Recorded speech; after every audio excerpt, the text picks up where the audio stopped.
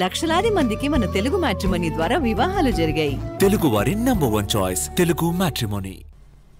కార్యకర్తలను ఉద్దేశించి జగన్ కొన్ని రాజకీయ పాఠాలు చెప్పారు. కేసులు వేస్తారనే భయం లేకుండా రాజకీయాలు చేయాలని పిలుపునిచ్చారు. జైళ్లకు పంపినా ఎదుర్కొంటామనే ధైర్యం ఉండాలని అన్నారు.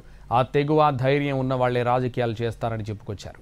ఈ కలియుగంలో నేర్చుకున్నది అదే అన్నారు జగన్.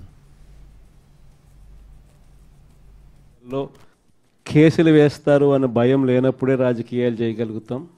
జైళ్ళకు పంపినా కానీ పర్వాలేదు చంద్రబాబు నిన్ను ఎదుర్కొంటామనే ధైర్యం ఉంటేనే రాజకీయాలు చేయగలుగుతాం.